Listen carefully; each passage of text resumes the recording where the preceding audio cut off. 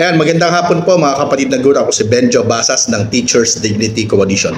Ako po ay medyo hindi naman na-alarma, no, kundi medyo nagulat lang, no, sapagkat meron pong circulating na text message, no, na naipadala na din po sa akin. Siguro 10 ulit nang naipadala po sa akin. Hindi ko sasabihin kung anong division, pero hulaan nyo na lang. Pero ang sinasabi, ipoproseso lamang daw, ayun lamang mga application for ECP, for reclassification, no, nung mga tinatawag po natin na seasoned teachers. No? Ibig sabihin, yung mga medyo chronologically advanced. In short, yung medyo matatanda o yung mga retirable. At saka yung mga head teachers at assistant principal.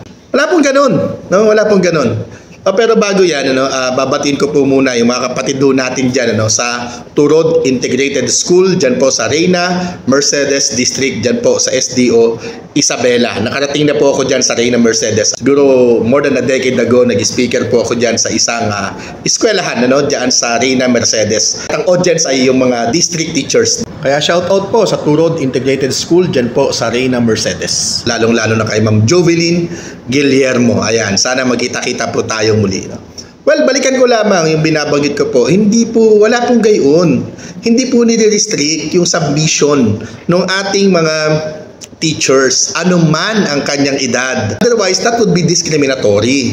Isa po sa mga pinupush natin sa DepEd, ang sinasabi ho natin ay bigyan ng priority yung mga medyo, yung medyo tumanda na, sa mabababang posisyon sa Department of Education, di ba? Kasi i-reward naman natin mga seasoned teachers. Kasi kung sila ay tumanda na sa pagtuturo, 20 years, 25 years, 30 years, na hindi na po promote o napaka-limited ng promotion, well, ito yung pagpapakita lamang na sila ay mga dedicated na mga teachers. At baka hindi sila nakapag-aral, hindi sila nakapag-enroll sa graduate schools noong mga nakalipas.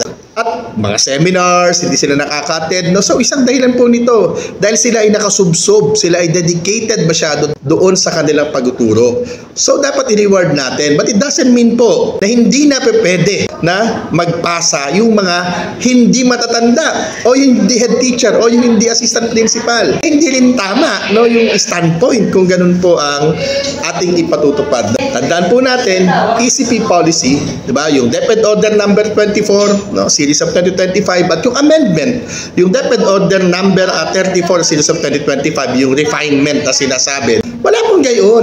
Bagamat pinupush natin noong October 14 dialogue sa DepEd na bigyan ng priority ang ating mga seasoned teachers, hindi naman natin sinasabing wag nang isali yung iba kung gusto nila at kung sila ay qualified. Tandaan po natin kung yung allotment na budget dito sa atin sa Department of Education ay kayang i-accommodate lahat ng applicants, why not?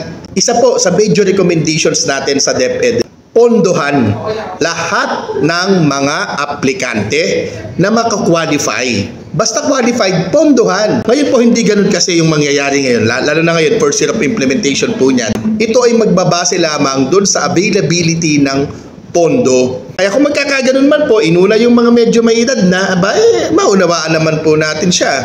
Inuulit ko po mga kapatid, lahat ng gusto at qualified ay pwede mag-apply at lahat po ng application ay dapat iproseso. Yan po. Again, Turod Integrated School, Reyna Mercedes District, SDO Isabela, na imbag amalum, kada kayo amin. Thank you very much. At sa lahat po, lahat ng guro sa buong bansa, mabuhay po tayo. Thank you.